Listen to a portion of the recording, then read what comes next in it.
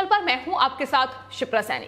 बंगाल जल रहा है। नंदीग्राम से हार के बाद संन्यास लेने वाली ममता बनर्जी ने तीसरी बार बंगाल के मुख्यमंत्री की शपथ ले ली है।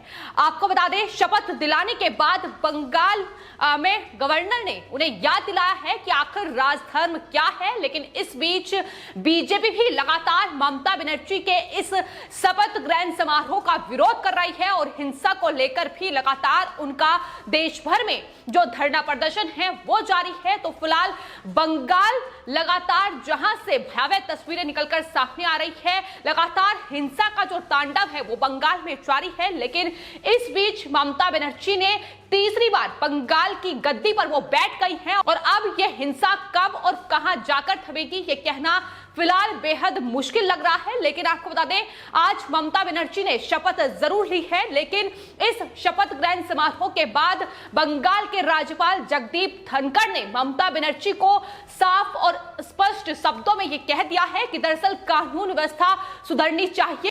उन्होंने चुनाव के बाद हिंसा का मुद्दा इस शपथ ग्रहण समारोह में उठाया। ममता बनर्जी को अपनी छोटी बहन बताते हुए राज्यपाल ने उन्हें कानून व्यवस्था के मुद्दे पर नसीहत दे डाली। राज्यपाल ने कहा कि बंगाल में कानून व्यवस्था का राज होना चाहिए और उम्मीद है कि ममता संविधान के हिसाब से चलेगी। तो ये जो राज्यपाल हैं बंगाल के जगदीप धनखड़, उन्होंने ममता बनर्जी को नसीहत दी है। जाहिर तौर पर जो बंगाल में इस वक्त हो रहा है उस पर हर कोई ममता बनर्जी को घेरता नजर आ रहा है। और एक बार फिर से जब ममता बनर्जी बंगाल की इस गद्दी पर बैठ गई है तो जाहिर तौर पर अब कटघरे में लगातार वो आती जा रही हैं, क्योंकि बंगाल हिंसा को लेकर हर कोई सवाल ममता बनर्जी से पूछ रहा है कि दरअसल तुष्टीकरण की राजनीति करने वाली ममता बनर्जी अब आखिर बंगाल में क्या हो रहा है इस पर जवाब दे। किस तरीके से उन्होंने घुसपैठी और रोहिंग्याओं को बंगाल में जगह दी, लेकिन यही टीएमसी के गुंडे,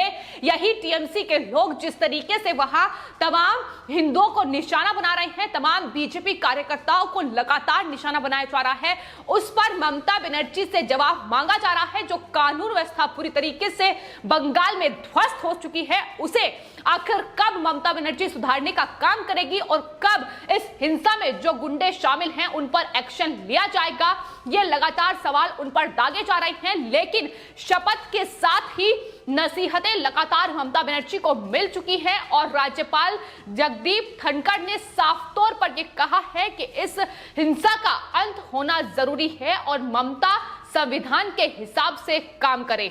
इसके अलावा आपको बता दें, बीजेपी आईटी सेल प्रमुख अमित मालवीय के ट्वीट भी बंगाल में ममता बनर्जी के शपथ के बाद सामने आए हैं। उन्होंने ट्वीट करते हुए ममता बनर्जी पर निशाना साधा है। पश्चिम बंगाल की मुख्यमंत्री के रूप में ममता बनर्जी का शपथ ग्रहण नंदीग्राम में उनकी व्यक्तिगत हार से ही नहीं बल्कि उन लाखों बीजेपी कार्यकर्ताओं और समर्थकों के खून से भी भर गया है। उन्होंने कहा कि जो टीएमसी की प्रतिशोधात्मक हिंसा के अंत में थे, बंगाल इस वक्त एक काले युग का सामना कर रहा है। तो बंगाल किस तरीके से बंगाल को एक इस्लामिक स्टेट बनाने की तैयारी ममता बनर्जी कर चुकी है, ये लगातार वहां की तस्वीरें बयां कर रही है।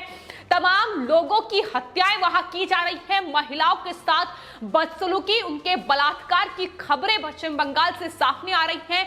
तो यह फिलहाल असल तस्वीर है जिसे पश्चिम बंगाल में लगातार देखी जा रही है और ममता बनर्जी बतौर महिला एक नेता, एक मुख्यमंत्री होने के नाते भी कुछ नहीं कर पा रही हैं। जाहिर तौर पर वो चाहती हैं कि इस तरीके से कानून व्यवस्था बिगड़े, इस तरीके से एक टीएमसी के गुंडे, वहां तमाम जो हिंदू लोग हैं उन्हें निशाना बनाया जाए। यही वजह है कि वहां की पुलिस और खुद ममता बनर्जी इस वक्त मूक दर्शक बनकर बैठी हुई है और इसको लेकर बीजेपी प्रवक्ता संबित पात्रा का ट्वीट भी सामने आया है। संबित पात्रा ने ट्वीट करते हुए कहा है कि हमें सारे देश को यह बताना है कि जो बंगाल में हो रहा है उसकी तस्वीरें निश्चित रूप से विभाजन के समय की याद दिलाती हैं। जिन्हें लोगों की रक्षा करनी थी वो लोग ही इस हिंसा के जिम्मेदार हैं। तो कानून व्यवस्था फिलहाल पश्चिम बंगाल में ममता बनर्जी के हाथों में है, लेकिन यही ममता बनर्जी वहां बंगाल की कानून व्यवस्था को तार तार कर रही हैं, ध्वस्त कर रही हैं। जिस तरीके से उनकी पुलिस पुलिस लगातार चुप्पी साधे हुए है, कोई एक्शन लेती नजर नहीं आ रही है। आपको बता दें, इस हिंसा को जिन भी लोगों ने अंजाम दिया है, अभी तक एक के खिलाफ भी कोई कार्रवाई नहीं की गई है। यहां तक कि अभी तक उनकी पहचान भी नहीं हो पाई है। और फिलहाल बानगी यह है कि वहां तमाम लोगों को, फिर चाहे वो कोलकाता से हो, वर्धमान से हो, तमाम ऐसे इलाके हैं जहां लगातार यह हिंसा, आगजनी, ये मौत का तांडव देखने को मिल रहा है। अब पलायन की तस्वीरें निकलकर सामने आ रही है। तो यह फिलहाल असल बंगाल है और असल बंगाल में ममता बनर्जी शपथ ले चुकी हैं, लेकिन आखिर ममता बनर्जी क्या करेंगी हिंसा को लेकर, यही सवाल लगातार लोग उन पर दाग रहे हैं। बीजेपी ममता बनर्जी के शपथ ग्रहण और साथ ही हिंसा के खिलाफ आज देश भर में विरोध प्रदर्शन जता रही है। पश्चिम बंगाल से लेकर राजधानी दिल्ली तक लगातार बीजेपी के जो तमाम नेता हैं वो इस हिंसा के खिलाफ सड़क पर उतरे हुए हैं।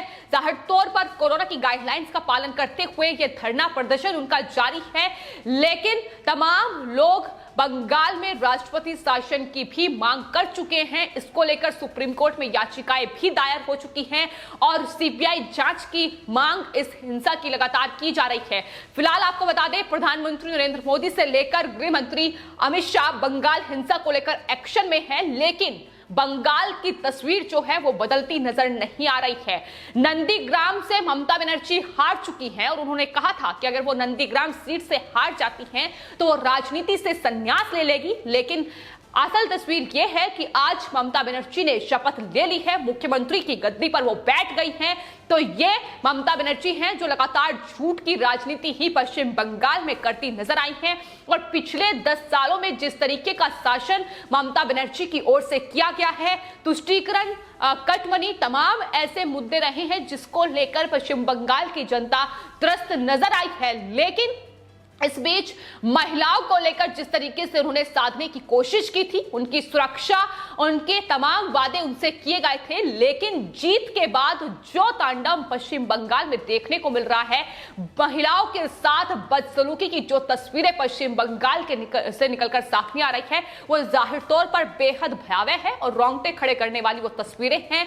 जिस तरीके से महिलाओं के साथ ये टीएमसी के गुंडे वहां बदसलूकी कर रहे हैं और जिस तरीके से उनके साथ की जा रही है। हालांकि महिला आयोग ने भी इस पर संज्ञान लिया है, एक्शन की तैयारी में महिला आयोग है, लेकिन इस बीच सवाल यह भी है कि आखिर वो लोग कहां हैं जो ममता बनर्जी के पक्ष में आकर हर बार खड़े हो जाते हैं। लेकिन अब बंगाल जल रहा है, इस पर आखिर वो लोग कहां हैं जो तमाम लोग कह सकते हैं कि देश के नाम पर हाहुल्ला मचाते नजर आते थे, लेकिन कहीं भी वो पत्रकार, कहीं भी वो नेता नजर नहीं आ रहे हैं। फिर चाहे वो अखिलेश यादव हो, राहुल गांधी हो या रवीश कुमार जैसे पत्रकार हो, ये तमाम वो लोग हैं जिन्होंने ममता बनर्जी की जीत पर बधाई दी थी और अब उनके शपथ ग्रहण समारोह जब हुआ है उस पर भी वो बधाई देते नजर आ रहे हैं। लेकिन बंगाल हिंसा को लेकर जो चुप्पी उन्होंने साधे रखी है, उसको लेकर अब वो सवालों के घेरे में आ चुके हैं। लगातार अब पश्चिम बंगाल की जनता के साथ साथ देश की जनता भी उनसे जवाब मांग रही है।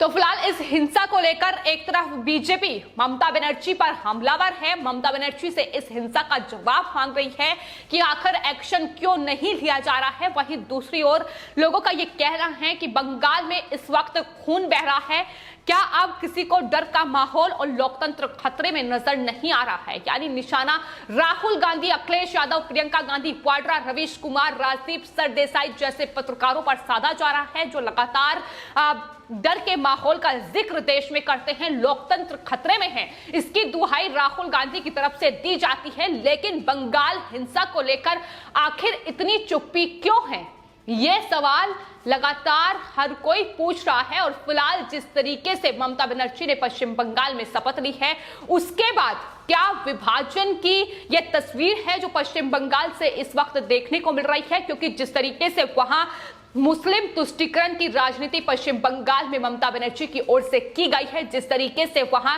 एक विशेष वर्ग को साधने की कोशिश की गई है, अब यही तमाम लोग, फिर चाहे वो टीएमसी के कार्यकर्ता या टीएमसी के नेता ही क्यों ना हो, हिंदुओं को वहां निशाना बनाया जा रहा है। इसकी असल तस्वीर सोशल मीडिया के जरिए देखने को मिल रही है। लोग लगातार अपनी पीड़ा को बयां कर रहे हैं कि किस तरीके से एक टीएमसी वोटर होने के बावजूद भी इस वक्त उन पर हमला किया जा रहा है, उनके घरों में आगजनी की जा रही है, उनके परिवार को परेशान किया जा रहा है। यहां तक कि बीजेपी का यह दावा है कि 11 से ज्यादा जो उनके लोग हैं, कार्यकर्ता हैं, उनकी हत्या की जा चुकी है। और खुद बीजेपी अध्यक्ष इस वक्त जेपी नड्डा पश्चिम बंगाल के दौरे पर हैं। पश्चिम बंगाल में वो मौजूद है। जो धरना प्रदर्शन चल रहा है वो बीजेपी लगातार कर रही है। तो ये फिलहाल पश्चिम बंगाल है जो फिलहाल जल रहा है। हैशटैग बंगाल वायलेंस इस वक्त ट्विटर पर ट्रेंड कर रहा है।